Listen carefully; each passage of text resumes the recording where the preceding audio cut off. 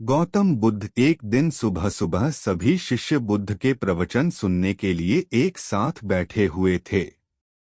कुछ देर बाद बुद्ध अपने साथ एक रस्सी लेकर आए। तथागत के हाथ में रस्सी देखकर सभी शिष्यों को हैरानी हुई।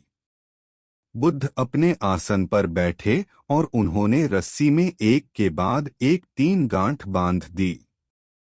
इसके बाद उन्होंने शिष्यों से पूछा कि क्या ये वही रस्सी है जो गांठ बांधने से पहले थी। इस प्रश्न के जवाब में एक शिष्य ने कहा कि तथागत, इसका उत्तर थोड़ा मुश्किल है।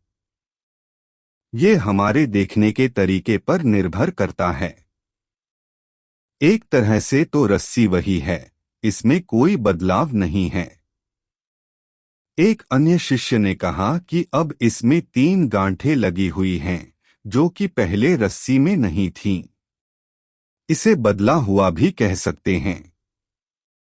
कुछ शिष्यों ने कहा कि वास्तव में मूल रूप से रस्सी वही है, लेकिन बदली हुई दिख है, लेकिन इसका मूल स्वरूप बदला नहीं है। शिष्यों की बात सुनकर बुद्ध ने कहा कि आप सभी सही बोल रहे हैं। अब मैं इन गांठों को खोल देता हूं। ये बोलकर बुद्ध रस्सी के दोनों सिरों को खींचने लगे। बुद्ध ने पूछा कि क्या इस प्रकार रस्सी की गांठें खुल जाएंगी?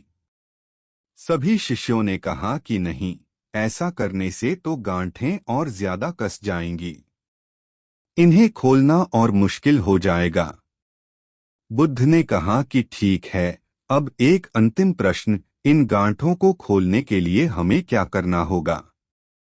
शिष्यों ने कहा कि हमें इन गांठों को ध्यान से देखना होगा, जिससे हम जान सकें कि इन्हें कैसे लगाया गया है। इसके बाद हम गांठें आसानी से खोल सकते हैं। बुद्ध इस जवाब से संतुष्ट हो गए और उन्होंने कहा कि ये सही बात है। हम परेशानियों में फंसे रहते हैं और बिना कारण जाने ही उनका हल खोजने लगते हैं, जबकि हमें पहले समस्याओं के मूल को समझना चाहिए। जब समस्याओं की वजह समझ आ जाएगी तो उन्हें सुलझाना बहुत ही आसान हो सकता है।